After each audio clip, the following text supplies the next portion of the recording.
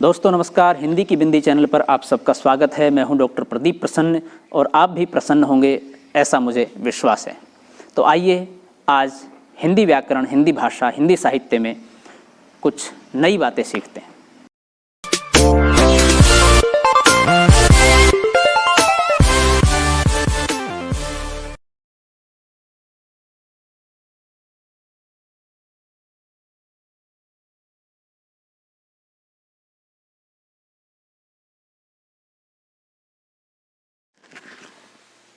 विद्यार्थियों, आज की टॉपिक पर हम वीडियो बना रहे हैं जो खास टॉपिक है छायावाद के प्रमुख कवि पार्ट 2।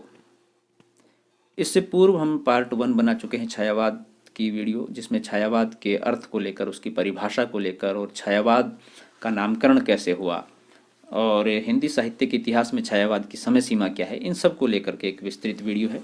आप हमारे चैनल हिंदी की बिंदी पर जा कर के उसकी विजिट कर सकते हैं और यदि आपने पूर्व में देख लिया तो हम आगे कड़ी को शुरू करते हैं। वीडियो शुरू करने से पूर्व आप सबसे आग्रह है, यदि आपने हिंदी की बिंदी चैनल को अभी तक सब्सक्राइब नहीं किया है तो प्लीज़ उसे सब्सक्राइब जरूर करें, बेल आइकॉन को जरूर दबाएं ताकि कोई वीडियो आप मिस न कर पाएँ। आइए तो शुरू करते हैं आज की वीडियो। छायावाद के प्रमुख कवि पार्ट 2। छायावाद के प्रमुख कवि हैं सर्वश्री जयशंकर प्रसाद, सुमित्रानंदन पंत, सूर्यकांत त्रिपाठी निराला तथा महादेवी वर्मा। अन्य कवियों में डॉक्टर रामकुमार वर्मा, हरिकृष्ण प्रेमी, जानकी वल्लभ शास्त्री, भगवती चरण वर्मा, उदय शंकर भट्ट, नरेंद्र शर्मा, रामेश्वर शुक्लांचल के नाम उल्लेखनीय हैं। मुख्य रूप से छायावाद के 4 कवि हैं। ये चतुर श्रेणी है। इन 4 कवियों की कुछ रचनाओं को लेकर के, उनके जन्म को लेकर के हम बात करते हैं। जयशंकर प्रसाद 1889 ईस्वी से 1937 ईस्वी, और इनकी जो प्रमुख छायावादी रचनाएं हैं वो है कानन कुसुम, महाराणा का महत्व, करुणालय, प्रेम पथिक, झरना, आंसू, लहर, कामायनी, चित्रधार। ब्रज भाषा में रचित कविताएं हैं ये चित्रधार की। दूसरे कवि सूर्यकांत त्रिपाठी निराला 1899 ईस्वी से 1961 ईस्वी। इनकी जो रचनाएं हैं वो अनामिका, परिमल, गीतिका, तुलसीदास, कुकुरमुत्ता, अणिमा, नए पत्ते, बेला, अर्चना, आराधना, गीत कुंज, सांध्यकांकली। तीसरे हैं सुमित्रानंदन पंत 1990 ईस्वी से 1973 ईस्वी। गिरजे का घंटा पंत की पहली कविता है ये। ग्रंथि, पल्लव, वीणा, गुंजन, युगांत, युगवाणी, ग्राम्या, स्वर्ण किरण, स्वर्णधूलि, युगपथ, उत्तरा, अतिमा, वाणी, पतझर, कला और बूढ़ा चांद, लोकायतन, सत्यकाम, वीणा, युगांतर, रजत शिखर, शिल्पी, प्रतिमा, सौवर्ण, वाणी, चिदंबर, रश्मिबंध, अभिषेकित, हरीश सुरी, सुनहरी टेर, लोकायतन, किरण, वीणा। चौथी प्रमुख कवि हैं महादेवी वर्मा 1907 से 1987 ईस्वी। इनकी रचनाएं हैं निहार, रश्मि, नीरजा, सांध्यगीत, यामा।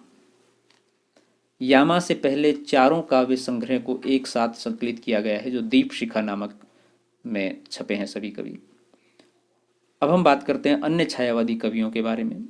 डॉक्टर रामकुमार वर्मा, इनकी काव्य रचनाएं हैं अंजलि, रूप राशि, चित्तौड़ की चिता, चंद्रकिरण, अभिशाप, निशीत, चित्ररेखा, वीर हमीर, एकलव्य।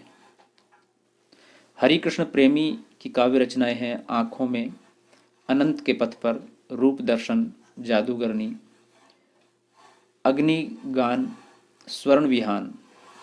छायावादी काव्य की प्रमुख प्रवृत्तियां क्या है?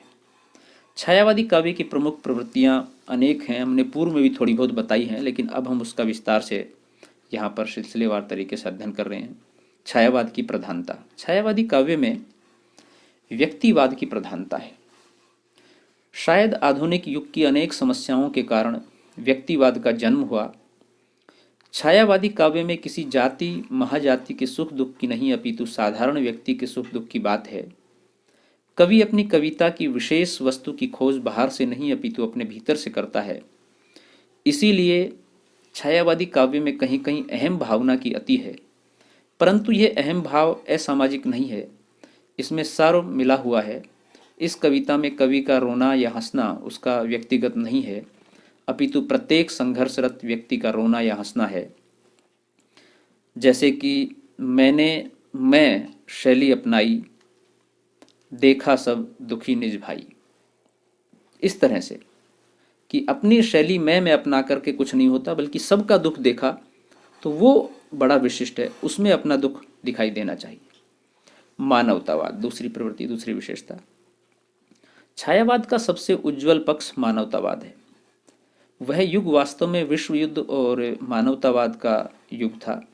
युद्ध के भयंकर परिणामों को देखकर अनेक महापुरुष मानवतावाद का प्रचार कर रहे थे। प्रसाद की कामायनी और निराला की तुलसीदास रचनाएं मानवतावाद की भावना से ओतप्रोत रचनाएं हैं। छायावादी काव्य में राष्ट्रवाद की भावना भी संकीर्ण नहीं अपितु मानवतावादी है। यही कारण है कि छायावादी काव्य में मानव प्रेम, उदारता, करुणा और विश्व बंधुत्व की भावना आदि के दर्शन होते हैं। पंत जी मानव प्रेम के विषय में कहते हैं, सुंदर है विहग सुमन सुंदर, मानव तुम सबसे सुंदरतम। यानी कि मनुष्य पूरी प्रकृति की, पूरी कायनात की सबसे सुंदर रचना है। शेष चीज़ें भी बहुत सुंदर हैं, उनकी तुलना ऐसा नहीं कि मानव से कोई अलग कर दी हो या विशिष्ट नहीं है। तो सब सुंदर है, पक्षी सुंदर हैं, सुमन पुष्प सुंदर है, तो मनुष्य तुम बहुत सुंदर हो, विशिष्ट हो। प्रकृति चित्रण, ये अगली विशेषता है। छायावादी कवियों ने प्रकृति का सुंदर चित्रण किया है। उद्दीपनगत दोनों रूपों में वर्णन किया गया है। इन्होंने अपने काव्य में प्रकृति का मानवीकरण किया है। सभी प्रमुख छायावादी कवियों ने प्रकृति का चित्रण नारी रूप में किया है। छायावादी कवियों ने प्रकृति के माध्यम से सुंदर व सात्विक चित्र खींचे हैं, परंतु कहीं कहीं इनके प्रकृति चित्रण में भी अश्लीलता के दर्शन होते हैं। निराला की कविता जूही की कली को कुछ लोग भले ही प्रकृति चित्रण का श्रेष्ठ उदाहरण माने, लेकिन वास्तव में इस कविता में पुरुष नारी के संगम का चित्रण है। एक उदाहरण देखिए, सरकाती पट, खिसकाती लट, शर्माती झट, वह नमित दृष्टि से देख उरोजों के युगघट। तो ऐसे कुछ चित्रण हैं जिनके बारे में अलग अलग कुछ राय है, और ये विद्वानों की जो राय है वही ज़्यादा मान्य है, लेकिन ऐसा कहा गया है कि उसमें अश्लीलता अधिक है। लेकिन जो भी है वो सामने है, प्रत्यक्ष है। रहस्यवाद, ये अन्य एक विशेषता छायावाद की। छायावादी काव्य की एक प्रमुख प्रवृत्ति है रहस्यवाद। यही कारण है कि कुछ विद्वानों ने तो छायावाद को रहस्यवाद से जोड़कर ही इसको परिभाषित किया, अर्थात वो एक तरह से छायावाद और रहस्यवाद को एक ही मानते हैं। उदाहरण के लिए आचार्य रामचंद्र शुक्ल छायावाद को रहस्यवाद से जोड़ते हैं। डॉक्टर रामकुमार वर्मा भी रहस्यवाद को ही छायावाद मानते हैं। वे कहते हैं कि जब परमात्मा की छाया आत्मा पर और आत्मा की छाया परमात्मा पर पड़ने लगती है तो यही छायावाद है। तो यहाँ रहस्यवाद की गूढ़ बातें स्पष्ट हो रही हैं।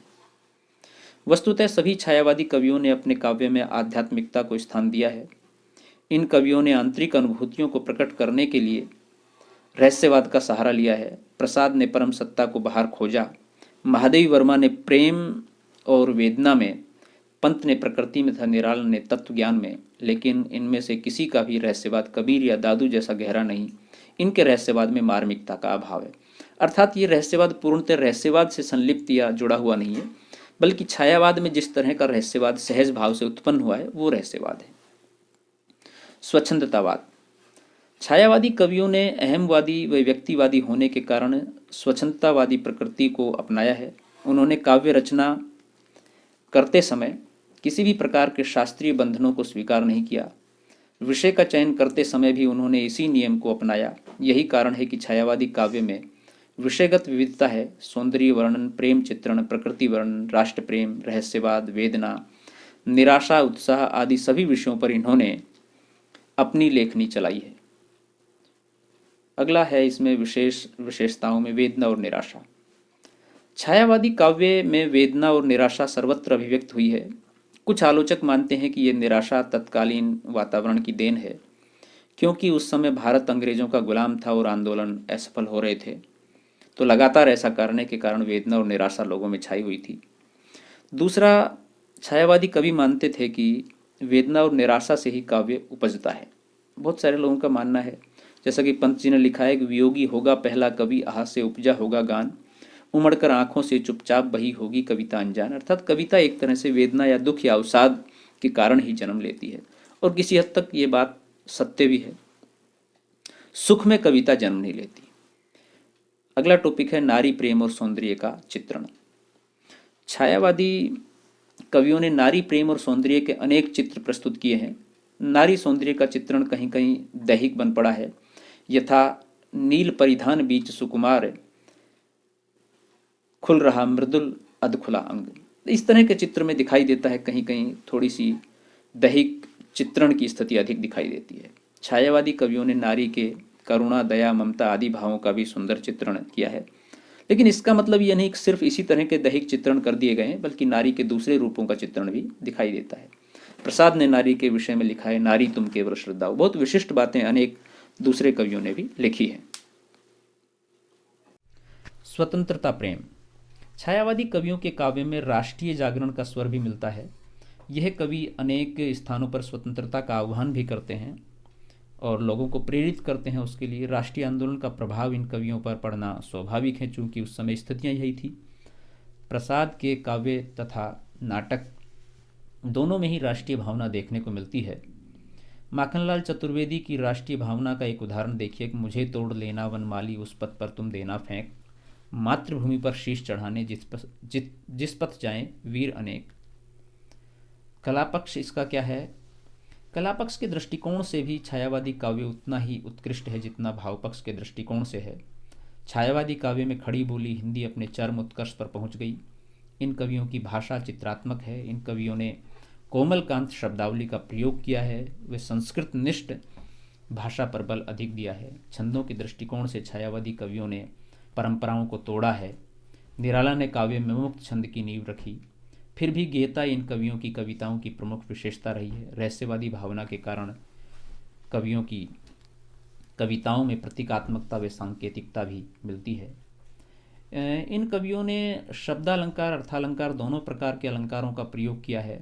इन कवियों ने अपने काव्य में अनुप्रास, यमक, शैलेश, पुनरुक्ति, रूपक, उपमा, उत्प्रेक्ष, रूपक, अतिशयोक्ति, मानवीकरण आदि अलंकारों का सुंदर प्रयोग किया है। मूल रूप से निष्कर्षतः मुख्य यह कह सकते हैं कि छायावाद आधुनिक हिंदी कविता का स्वर्ण युग था। छायावादी कवियों ने खड़ी बोली हिंदी को चरम उत्कर्ष प्रदान किया।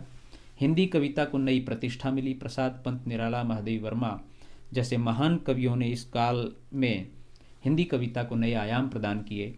इस काल की कविता को पढ़कर पहली बार लोगों ने माना कि खड़ी बोली का माधुर्य ब्रज या अवधि से कम नहीं है। आधुनिक काल का सर्वश्रेष्ठ महाकाव्य कामायनी इसी काल की देन है।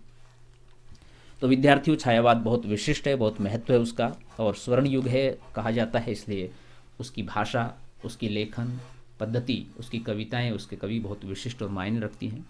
ये थी आज की वीडियो। आपको कैसी लगी हमें ज़रूर बताएं। वीडियो आपने पूरी देखी, इसके लिए आपका बहुत बहुत धन्यवाद, बहुत बहुत शुक्रिया। यदि वीडियो अच्छी लगी हो तो कमेंट्स के माध्यम से हमें बताएं और उसको लाइक कीजिए, शेयर कीजिए, कमेंट्स कीजिए। और हिंदी की बिंदी चैनल अभी तक सब्सक्राइब नहीं किया है तो सब्सक्राइब जरूर कर लें, बेल आइकन को जरूर दबा दें ताकि कोई वीडियो आप मिस न कर पाएँ। आज के लिए इतना ही। नेक्स्ट वीडियो में नेक्स्ट टॉपिक के साथ फिर मिलते हैं। तब तक के लिए शुक्रिया, नमस्कार।